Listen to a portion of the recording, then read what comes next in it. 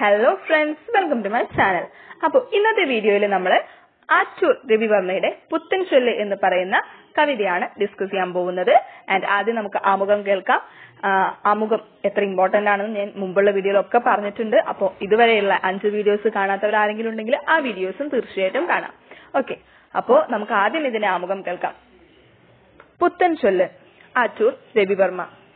കേരളത്തിലെ തൃശൂർ ജില്ലയിൽ ആറ്റൂർ എന്ന ഗ്രാമത്തിൽ 1930 ഡിസംബർ 27 കൃഷ്ണൻ നമ്പൂതിരിയുടെയും അമ്മിണി അമ്മയുടെയും മകനായാണ് ആറ്റൂർ രവിവർമ്മ ജനിച്ചത്. മലയാളത്തിലെ പ്രമുഖനായ കവിയും വിവർത്തകനുമാണ് അദ്ദേഹം.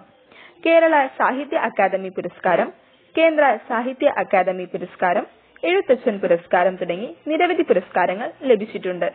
സാഹിത്യ അക്കാദമി ജനറൽ കൌൺസിലിൽ 2002 മുതൽ 2007 വരെ അംഗമായിരുന്നു. 1976 മുതൽ 1981 വരെ കോഴിക്കോട് സർവകലാശാല സിൻഡിക്കേറ്റ് മെമ്പർ ആയിരുന്നു. 1996 ആറ്റൂർ രവിവർമ്മയുടെ കവിതകൾ എന്ന കൃതിക്ക് കേരള സാഹിത്യ അക്കാദമി പുരസ്കാരം ലഭിച്ചു. ആറ്റൂർ രവിവർമ്മയുടെ കവിതകൾ ഭാഗം 1, ആറ്റൂർ രവിവർമ്മയുടെ കവിതകൾ ഭാഗം 2 എന്നിവയാണ് പ്രധാനപ്പെട്ട കവിതാ സമാഹാരങ്ങൾ. ചില കുറിപ്പുകൾ, ഒരു പുളിമരത്തിന്റെ കഥ, നാളെ മറ്റൊരു നാൾ മാത്രം, പുതു 400 തുടങ്ങി നിരവധി കൃതികൾ തമിഴിൽ നിന്ന് മലയാളത്തിലേക്ക് അദ്ദേഹം വിവർത്തനം ചെയ്തിട്ടുണ്ട്. ഇനി നമുക്ക് ഈ കവിതയെ കുറിച്ചിട്ടുള്ള ഒരു ഭാഗമാണ്, അതൊന്ന് കേൾക്കാം.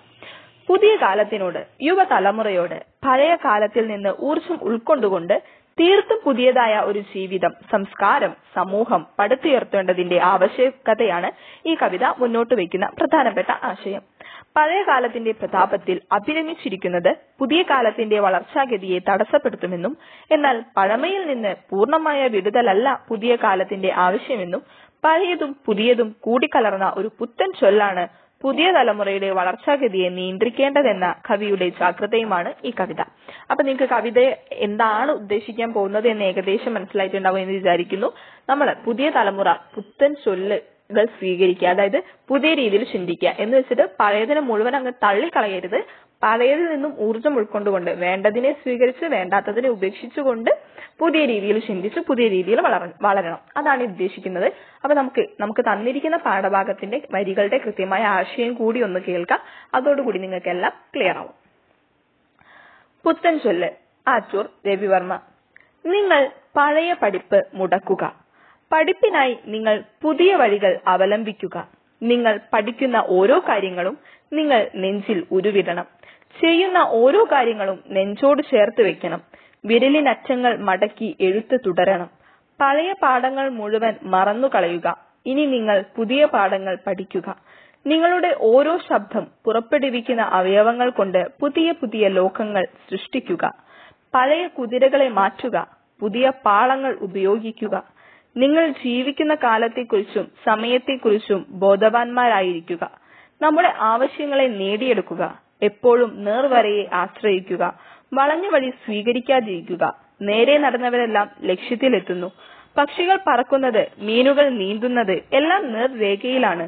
അതിനാൽ മനുഷ്യരും നേർരേഖയിൽ സഞ്ചരിക്കണം. ശബ്ദവും വെളിച്ചവും ഇന്ദ്രിയവും മനസ്സും രാമബാണവും സംഗീതവും നേർവരയിലാണ്. ഇന്ന് നാം രാമായണം എടുക്കുക. ഇന്ന് നാം രാമായണം വായിക്കുക.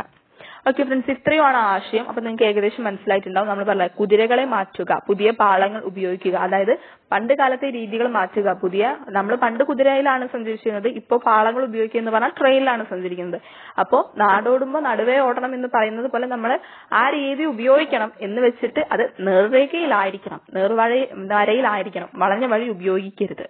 അതുപോലെ നമ്മൾ രാമായണം എടുക്കണം എന്ന് പറയുന്നുണ്ട്, അത് വായിക്കുക എന്ന് പറയുന്നുണ്ട്. അതായത് പഴയ രീതികളെ പൂർണ്ണമായും ഉപേക്ഷിക്കുക എന്നല്ല, പഴയ രീതിയിൽ നിന്നും ഊർജം ഉൾക്കൊണ്ടുകൊണ്ട് പുതിയ രീതികൾ നമ്മൾ കണ്ടുപിടിക്കണം, പുതിയ പഠിപ്പ് തുടങ്ങണം, പുതിയ വഴികൾ അവലംബിക്കണം. ഇത്രയുമാണ് ഈ കവിതയിൽ ഉദ്ദേശിക്കുന്നത്.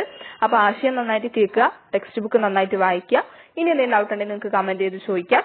ആൻഡ് അടുത്ത വീഡിയോയിൽ നമുക്ക് അവസാനത്തെ കവിതയാണ് നമ്മുടെ മൊഡ്യൂളിലെ അമ്മയെ കുളിപ്പിക്കുമ്പോൾ എന്ന് പറയുന്ന ആ ഒരു കവിത, അതും കൂടി ഡിസ്കസ് ചെയ്യാം.